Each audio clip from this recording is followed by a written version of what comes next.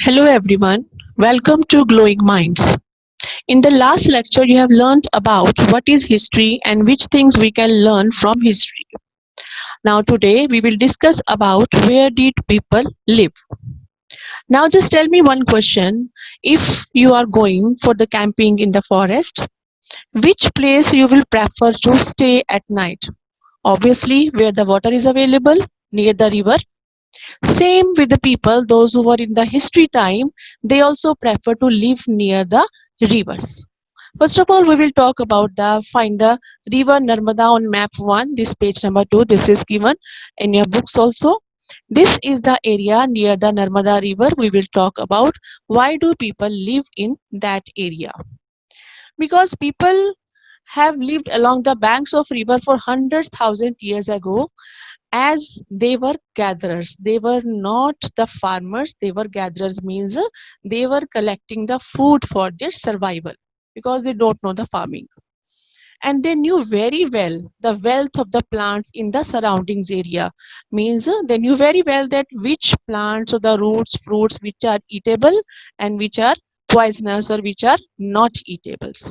And they also hunted the animals also, and they one more thing, they did not know how to roast, how to cook these hunted animals. They ate raw. After that,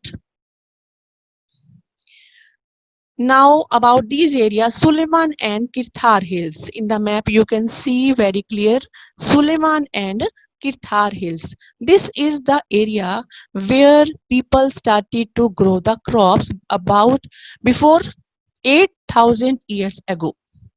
And if they are farmer, means they have started to grow the crops, obviously they will rear the animals like sheep and goat, cattle and other animals also. And they started to settle at one place and started to live in the villages, means by the time before 8,000 years ago, they have the knowledge about the farming. They start growing the crops and starting rearing of the animals, domesticating of the animals, and started to live in the village. Now, why did they start to live in the village? Because they have started a settled life. They have started the farming. That's why they started to live in the villages. Now, the next is the Garo hills in the northeast and Vindhyas in the center. You can see very clearly Garo hills and Vindhyas hill. Now, people also started to live in some of these areas, and they also started farming in this area and places, and it is the first place where the rice was grown first in the north of the Vindhyas. The next place is river Indus and its tributaries. Now look at it, river Indus and its tributaries. Now what are tributaries? Tributaries are the smaller rivers which are going to join the main river. Now this area is also very much fertile, and because soil fertility is the first most point for the agriculture, so people started to live near that area also. And if they started to live near the rivers, they start farming, and slowly they settled in the small villages. That's why after small villages they have developed in the cities also. And this is about 2500 years ago when the cities were developed on the banks of Ganga also. Now come to the banks of Ganga. You can see very clearly these are the banks of Gangas and its river, tributaries river Son. Today also this is the most fertile area in our country. That time also, in the ancient time, the areas along the river of the south of the Ganga was known as Magdha, and now this state lies in Bihar. So because it is the most fertile state, so all the rulers, they wanted to capture that area because they knew it very well. If the area is fertile, it is good production is there, so they can get more and more power from there. So the kingdoms were set in this part of the country as well. Now, Throughout the people traveled from one place to another, the subcontinent to another. Now, what is subcontinent? Subcontinent, like the all the neighboring countries of our country, like Pakistan, Afghanistan, China, Nepal, Bhutan. All these countries are separated by hills, mountains, or on the other side, there are oceans and the seas also. And it is going to be separated from the other part of the Asia. That's why this part is called a subcontinent. The hills and the high mountains, including Himalayas, desert, rivers, and seas, made journey dangerous at that time, because that time no means of transport were there. People have to move by foot, or sometime they use the horses or the elephants also. But it was not possible to cross them. Today also man is determined, that time also the man was determined. That's why we are fully developed today. So the men and women moved in the search of livelihood, and sometime they moved from one place to another place to escape from the natural disasters.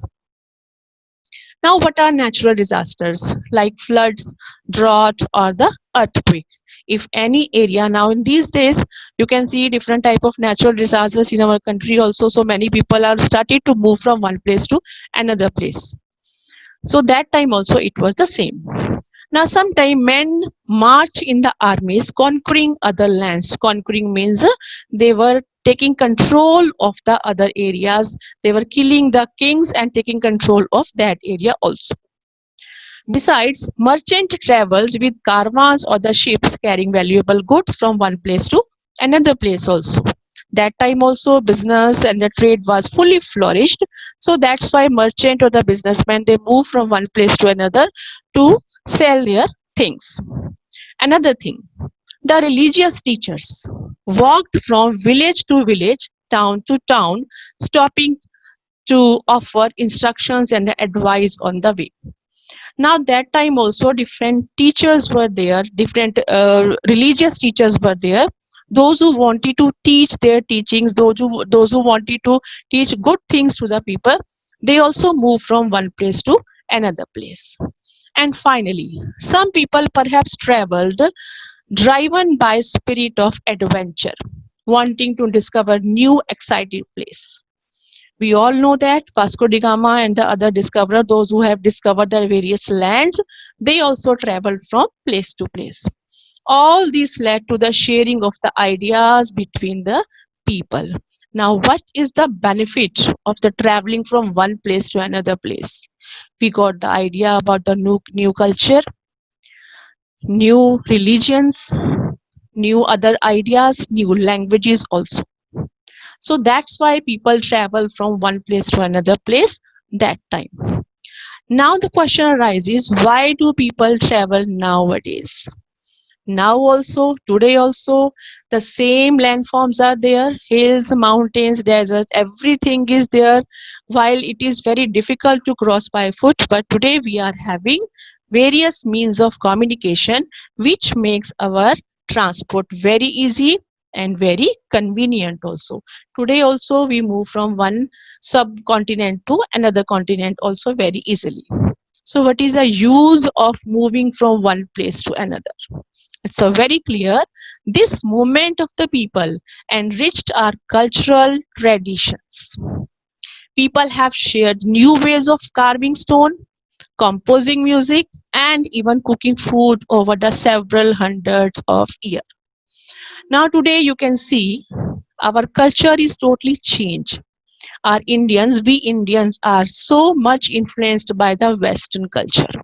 Why it happened? Because Britishers were ruled over India almost about 200 years ago. So we are having a lot of influence of the British also. So today, the one more thing, very important thing today, through the internet, we are learning different type of languages, different type of ideas, different type of customs from our net also, and we can travel also from one place to another to learn the new things also. You can see your cooking style is totally changed, music composing is totally changed. These days, it is possible through the internet, but the previous years, it happened only by the traveling from one place to another place. That's why our Indian culture is the mixture of so many other cultures. So that was about today. I hope this topic is clear. In the next topic, we will learn about the new names of the land. Thank you for watching the video.